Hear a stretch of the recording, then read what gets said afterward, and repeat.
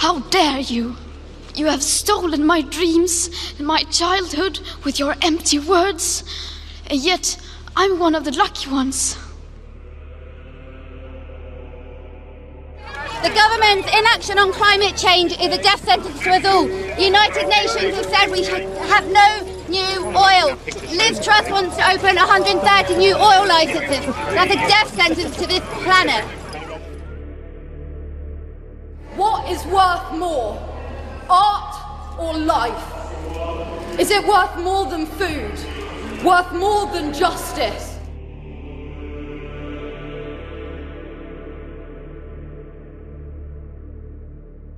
Climate activism has gotten more, well, interesting in the past year or two. We've seen some stunts like activists throwing soup at the Mona Lisa, or gluing themselves to buildings or to the stands at sporting events. These actions get attention, but do they increase support for climate action, or do they turn people off? How does the movement against climate change compare to social movements in the past? Are activists moving the needle on climate action? I'm Samantha Gross. I'm the director of the Energy Security and Climate Initiative at the Brookings Institution, and I've spent my career focused on energy and environmental issues. I've been in Washington for more than 20 years, working on energy policy in government and private industry before I came to Brookings. But I started my career as an engineer, designing technical solutions to environmental problems. My work now focuses on how to transition to a clean, zero-carbon energy system, the technical, political, and social challenges in getting from here to there. To answer these questions and more about climate activism, I called up an expert on the subject, who's also a colleague at Brookings. My name is Dana R. Fisher. I am the director of the Center for Environment, Community, and Equity and a professor in the School of International Service at American University. I am also a non-resident senior fellow at the Brookings Institution and was also a contributing author to the most recent IPCC assessment.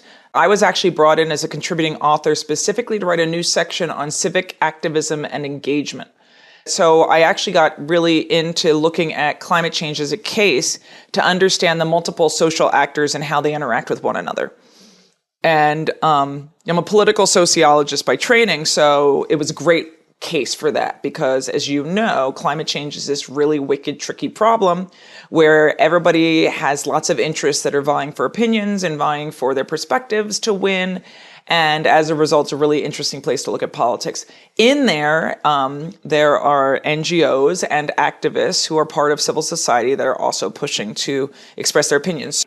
And so as I've continued to expand the work around climate activism, I also think I've been doing that because activism has been taking up a lot more attention and been claiming a lot more space in terms of thinking through where the climate policymaking process is going and where we're going more broadly.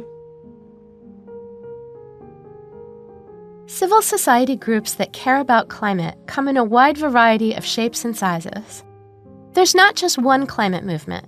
There are a ton of groups that don't always have the same opinions about how to best tackle the challenge of climate change. I asked Dana to describe what the climate movement is and walk us through its different facets. So basically the question is, what is a successful movement, a social movement, right? And the deal is that, movements have various characteristics. They have the characteristic of a target, a goal. Almost all movements have a diverse organizational ecosystem, right? So if we think about the contemporary climate movement, for example, the movement is made up of these kind of the big greens, these large-scale professional organizations that have boards and annual budgets, and they have members, and they have really nice offices in downtown DC. And it goes all the way from that to these much less institutional, less formal structures that are, in some cases, these small-scale, little locally embedded groups. Or now we see these groups that are kind of held together by like TikTok and stuff like that. And those are much less formal, and they all make up the ecosystem. So they're all in there. These different types of groups have very different roles to play in the ecosystem of climate activism. Some play within the lines of the political system, and some don't. Within a movement, what you end up with is usually groups that are more formal, more professional, and also tend to work inside the political system. We tend to think of them as working as insiders. I'm using my air quotes, which you won't see. And then these groups that tend to be less formally structured also tend to work. Sometimes they work as insiders, they work as voters, they work as citizens, they can come and lobby, they can call their representatives, they can sign petitions. There are lots of things they can do within the political system. They can do stuff in the judicial system. We see a lot of litigation happening now, frequently initiated by individuals who want to work through the judicial system to achieve their movement goals. But then we also have lots of folks, and increasingly so, as a proportion that is, folks who believe that the political system, the institutional system does not provide enough opportunity to achieve the goals. And so they work outside the system. And that's where we see a lot of these kinds of actions that get a lot of attention. Many of them are quite performative. Nonviolent civil disobedience is the most common type of activism within this category. Although sometimes there's violence. We saw violent activism around January 6th. That was a movement and the outcome of a movement as well. But in terms of the climate movement, the most common type of outsider tactic is the legally permitted march or demonstration. And then we're seeing more and more folks who are doing that are also getting involved in civil disobedience. And so many activists are telling me now they've signed up to get arrested for the first time, or they only recently agreed that they would be willing to get arrested. But it's worth noting here that in the climate movement, at least, the people who are saying they're willing to get arrested, they're exclusively interested in doing nonviolent civil disobedience. And nonviolent civil disobedience, in this case, is really quite tame. I mean, it can get more aggressive, but in many cases, we're talking about people who, you can sit on a sidewalk, and if a police officer asks you to move, that's nonviolent civil disobedience.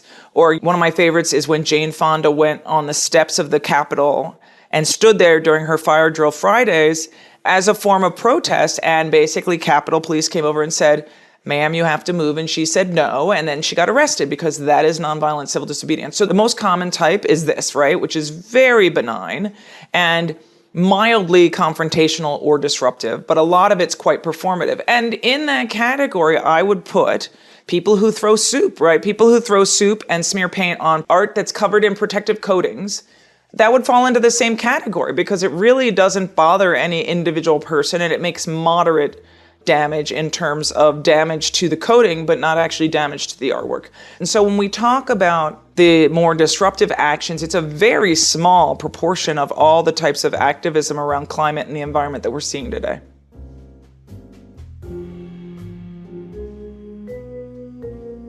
We've seen some new tactics from the movement in the last couple of years. Throwing soup at paintings in museums is one tactic. Activists gluing themselves to buildings or roads in protest is another. And I've wondered if these very performative actions are effective in bringing new people around to the cause. They often seem to be removed from the problem at hand. Refusing to leave the steps of the Capitol is one thing, trying to get the attention of lawmakers. But the painting in the museum has a tenuous link at best to the problem of climate change. So first and foremost, when people are doing these types of performative and, we'll call them mildly disruptive actions, confrontational actions, these types of actions have a specific goal. And their goal is to get media attention with the hope that their message gets out to the public sphere, okay? They are not trying to change hearts and minds of anybody who does not think that climate change is an important issue. So that's number one. They define the success of it as the number of times they get media hits or hits on social media. This type of activism has always been unpopular. It was unpopular during the civil rights movement. It was unpopular during the women's suffrage movement. Always unpopular. And a lot of people forget that. So it is intended and expected to be unpopular. However, number two, a lot of people are making claims about how it is turning off general sympathizers to the movement or people who are already in the movement. And actually, there's no evidence of that. There's no data supporting that from historical movements or from the current wave of climate-related activism. What actually research tells us is that when people engage in what we call a radical flank, which is a more radical component of a movement to push for more social change by being confrontational. And when I say radical, I usually use my air quotes here because while the radical flank of, women's suffrage actually did end up blowing up buildings, this radical flank that we're talking about in the climate movement is really quite benign, at least so far, right? But when a radical flank is actually designed to draw media attention, get public awareness about the issue, and to draw support for more moderate factions of the movement. And that is actually completely working right now within the climate movement. This is the old adage that any publicity is good publicity. Even if people don't support the specific action, even if they are annoyed by it, they are thinking about climate at a moment when they otherwise wouldn't have. I'll give you two pieces of evidence. Piece evidence number one, this is anecdotal, but nonetheless, I think interesting evidence. So when the man glued his foot at the US Open, right? So Extinction Rebellion activists, there were 3 activists, they went to the US Open, they unfurled a banner, one of them glued his foot to the stadium, right? Now, why did he do that? I'll tell you why, because a couple of weeks earlier, we had the Tennis Open here in Washington, D.C., and there were activists who were related. They were not connected with Extinction Rebellion, but they were connected with another group that does this kind of more confrontational activism. And they designed to just go in, they bought tickets, and they unfurled a banner and kind of yelled about climate change. They were quickly escorted out. They got not one media hit, okay? So the folks from Extinction Rebellion decided to do the same thing, and they decided to be more confrontational. One of them volunteered to glue his foot, which, by the way, crazy gluing your foot to cement, not something I would recommend anybody do, because to get your foot disconnected, it involves losing quite a bit of skin. Anyway, so they did that, right? And when that happened, I got an email from TMZ Live asking me if I would go on TMZ Live to talk about it, which I honestly thought was a joke to begin with, because nobody asks sociologists to go on TMZ Live unless they're talking about like gossip or sports, right? So I went on TMZ Live to have this conversation. And they said to me, well, why are they doing this? It doesn't matter at all. And I said, I am on TMZ Live talking about climate activism. And we're going to end up talking about the climate emergency and why people are feeling so concerned that they're actually mobilizing and gluing their feet to this stadium. That's why they're doing it. So that's a perfect example. We end up having a really interesting conversation about people who are feeling such concern about the climate crisis that they're willing to put themselves in harm's way in this way. And it was a really interesting conversation. And I have to say that the folks at TMZ Live were very sympathetic and interested in having that conversation. And moreover, as I mentioned to them, Coco herself, it was her match that got disrupted. She ended up going on to win the entire US Open last year. She actually said exactly why they were doing it. She said, I think climate change is an important issue. I don't support this tactic, but I think we need to be doing more about it. She's exactly the reason they did it. She's saying she supports more moderate factions of the movement. This is fascinating. You don't see a lot of serious conversations on issues on TMZ. But hey, it's an example of a disruption doing exactly what it was intended to do. Example number 2, after the people threw the soup at the Mona Lisa recently, which many people were very unhappy about. And again, I was asked, why are they doing this? And I said, and actually I didn't even say it, one of my colleagues who worked with me on that piece that we wrote for Nature posted on social media. He said, take a look, here's a snapshot of the front page of the Washington Post right now. It has a video of the activists throwing soup and their demands. Front page Washington Post. You can't buy that kind of media coverage. And that is why they're doing it, because the conversation goes broader than just why they're throwing soup in Paris at a museum. Then finally, when you ask me about whether or not it turns off people, I'll give you some evidence from the research that I've done with climate activists. So I surveyed protesters. This is one of the things that I do, as I mentioned. I surveyed protesters at the March to End Fossil Fuels, which took place in New York City in September. September 2023. There were 75,000 people in the streets, and I used a methodology to collect a field approximation of what we call a random sample of the crowd with a research team. One of the first questions I asked them is, have they participated in the past year in civil disobedience? So nonviolent civil disobedience, direct action. Less than half of the people in the crowd reported that they had done that. So most of the people in the crowd were actually folks who were more interested in peaceful marches or in working through insider legal or political actions, okay? Many of them were connected with kind of mainstream environmental and climate groups. Next question I asked them is, I said, do you support organizations that organize civil disobedience, including, and I listed sit-ins, blockades, throwing food, et cetera, and so forth. So I listed all of that. And one of the things I thought is, I was like, oh, it'll be really interesting if we see differences in opinion about this because of demographics, because of the organizations they're connected with, where they're from, something like that. Not one person in the survey did not support the action. Not one person in my sample. So even the people who are at this action who do not do this kind of civil disobedience support organizations doing it. So the argument that it's turning off activists is just not true. It's not turning off activists. It's not turning off sympathizers. It may make people not want to give money to those groups, may not want to sign up with those groups, but that's not what they're trying to do.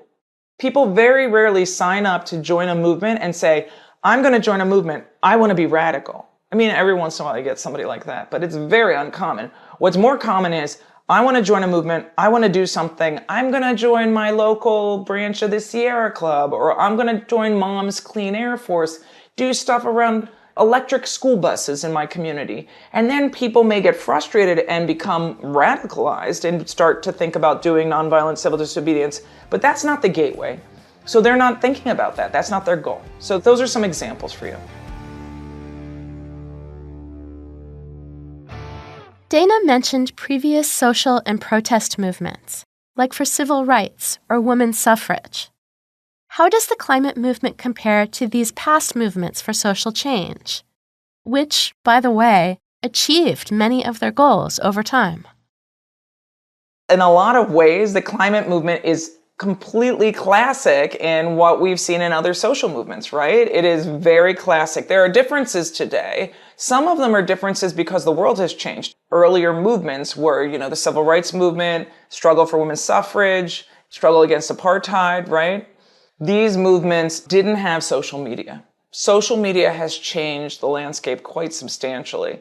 And in some of the ways, it's because the way that people connect to one another in civil society, just in generally, but also in terms of organizationally, when you want to get involved in a civil society organization, is so different now. And the way that we used to think about membership, which involved, you sign up for something, you might pay dues, you might get a calendar, and then you go to meetings or you go and do hiking. And at the same time, and this I noticed when I was doing my work with American Resistance, so that included climate activists, but it was activists across the left, is that people today are much less likely to be one organizational people, right?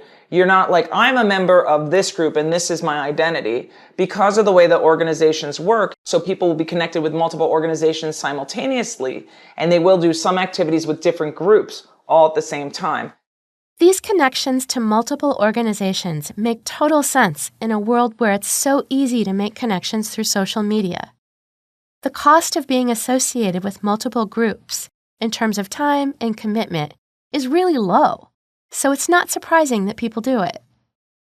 But climate change is a very different kind of social problem than previous ones. The movement isn't arguing for greater rights for a particular group of people, for instance. Instead, it's demanding action on an issue that has the potential to affect everyone. I'm not sure if that makes it easier or harder to mobilize people. A couple of things that I do think are unique about the climate movement. One is the degree to which it's an international problem changes the way the movement works, right? The movements frequently kind of burble up from the bottom, from the grassroots, from the locality. And when you're targeting an international regime, it happens really differently.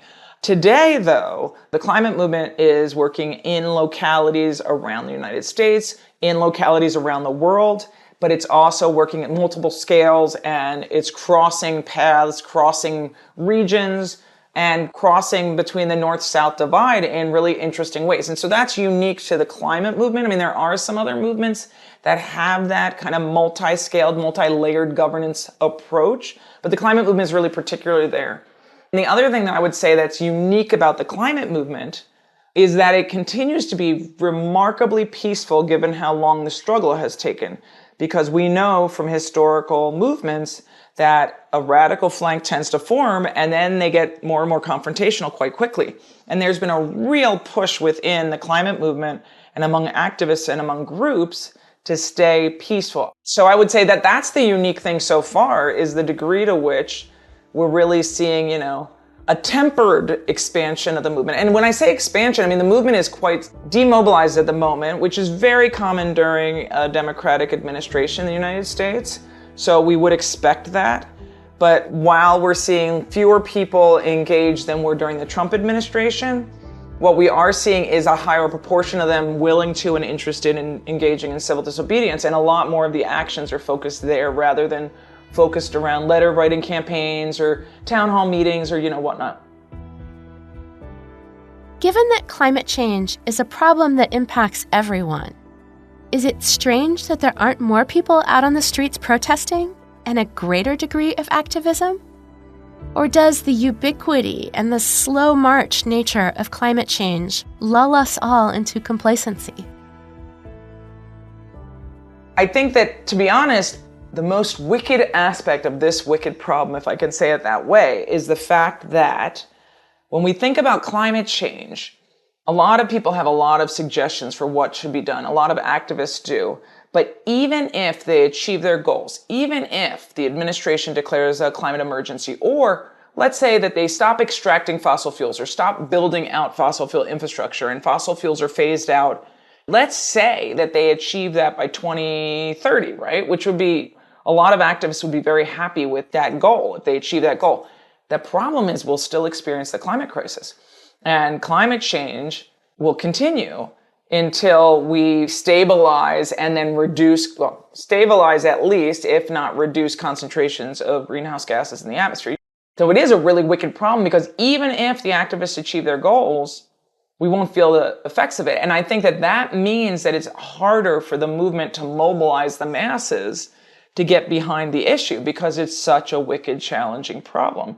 And that's one of the reasons why in my new book, I talk about how it's not likely that we will see people mobilizing in the kind of mass mobilization way that is most likely to yield the types of changes that are being called for until people individually experience the climate crisis themselves. And I mean that in terms of experiencing climate shocks like extreme weather, flooding, the tornadoes, wildfires, or, extreme drought, et cetera, and so forth. The problem is that at the point that people are experiencing that, are we going to be too late? How far gone will we be? And what level of recovery is possible? So it's a really wicked problem, and it makes it very challenging for activists.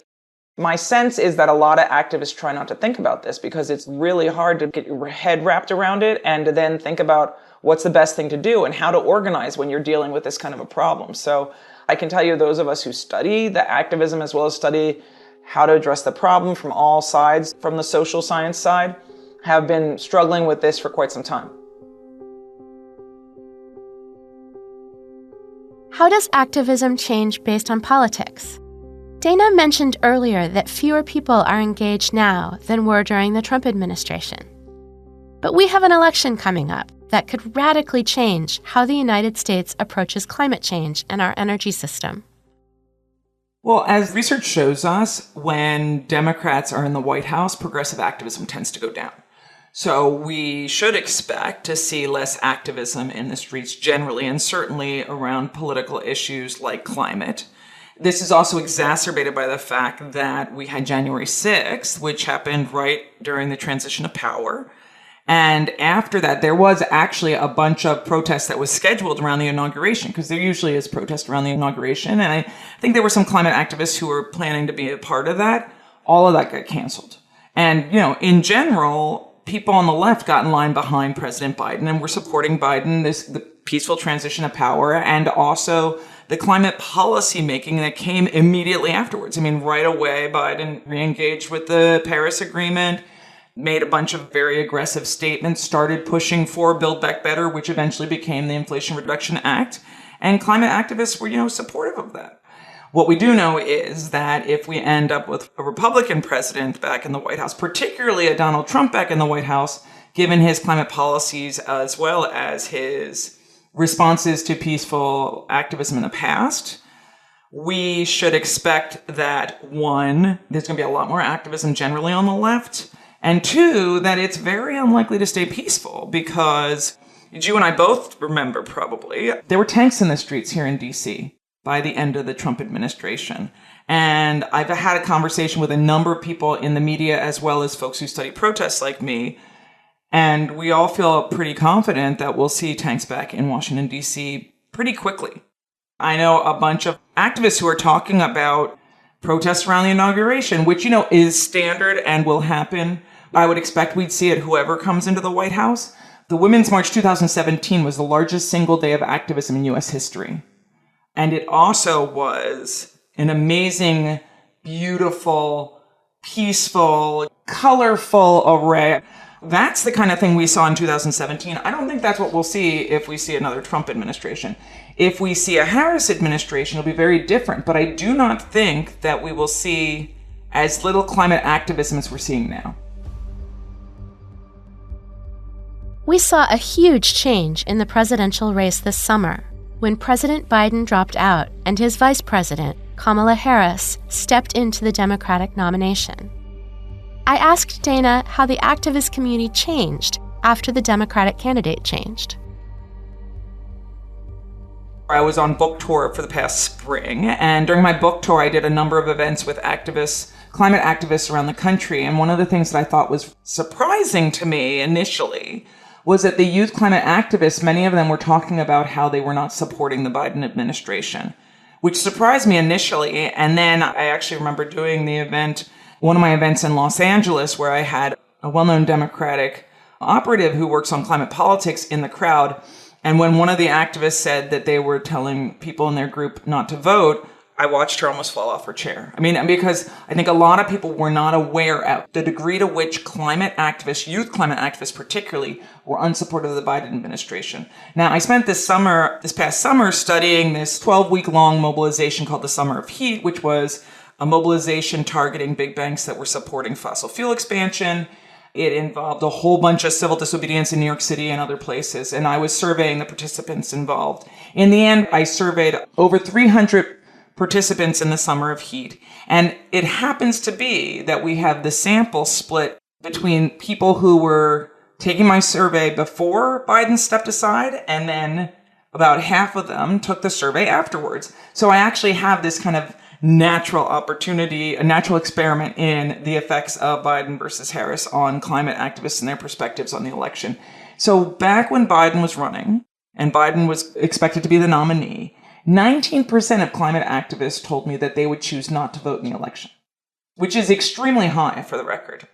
And I actually, when I split the data and looked at young people, that is people who are 30 and younger, it went up to 33%, which is crazy. But there it is. So those were the data until Biden stepped aside. Now, since Biden stepped aside, as I said, I continued collecting data. And in the end, once Harris became the nominee, that number went down. So only 4% of the climate activists who took my survey after Harris took over instead of Biden said that they would choose not to vote, which is much more in line with what we might expect of people who might support a green candidate or people who would just choose not to participate, which, you get in any election. So there's been a big shift. Now, the question is why? And initially, it was very clear to me that many of the climate activists felt like Harris, because of her policies prior to coming into the White House as vice president, had quite progressive policies around fracking, around a Green New Deal, and many activists thought that she might re-embrace those policies. We just had the debate between Harris and Trump, and it is very clear from what we did here, there wasn't that much on climate, but from what we did here, there is no reason to think that those policies will be part of Harris's platform. So what will that mean? I think that at this point, people are much more excited about a younger candidate, a candidate who has a progressive history. But I know there are some conversations about how to push what will hopefully be a Harris administration to be more aggressive on climate change, to move beyond the IRA, not just stay the course with the IRA. I don't think a potential President Harris will get much of a honeymoon with climate activists if she wins. Her candidacy has energized younger voters, but there's still the problem of incrementalism. Changing to a zero-carbon energy system and eliminating greenhouse gas emissions is going to take a long time, raising questions about whether any candidate will have strong enough policies to keep activists happy. There is incrementalism that is basically achieving what's politically feasible, and I think that the Inflation Reduction Act is a great example of that. It's a lot easier to push back against regressive policies, let's say it that way, than it is to push back against certain components of the incremental policy making that you wish were stronger, right? But all of us who have been in politics for many years and have been observing politics for many years know that the best way to actually achieve goals is through getting to a successful outcome and then ratcheting it up, which is basically incrementalism. But folks who are the most critical in the movement, most of them have not had that experience. Many of them are young, and it tends to be that young people are not as comfortable with incrementalism. I would also just say that this is very similar to the arguments that happened within the civil rights movement that have been well documented in books. I mean, I wasn't alive, but I've read a lot of those books. And it's very common in movements to have that.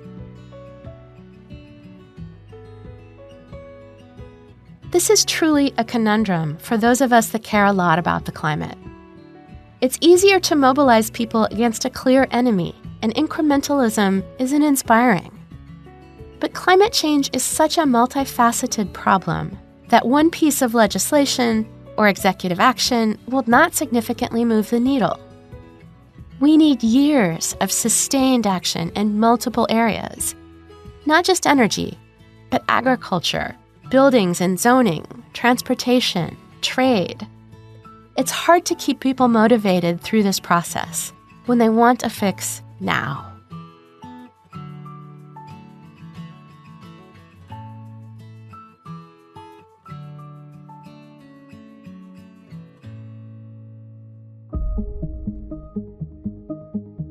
Many thanks to the experts I talked to in this episode. Climate Sense is brought to you by the Brookings Podcast Network. Fred Dews is the producer, Gaston Reborero, the audio engineer. Thanks also to Kuwilaleni Hawanga, Daniel Morales, and Luis Ansal, and to the communications teams in Brookings Foreign Policy and the Office of Communications. Show art was designed by Shivanti Mendis. You can find episodes of Climate Sense wherever you get your podcasts, and learn more about this show at brookings.edu/climatesense-podcast. You'll also find my work on climate change and research from the Brookings Initiative on Climate Research and Action on the Brookings website. I'm Samantha Gross, and this is Climate Sense.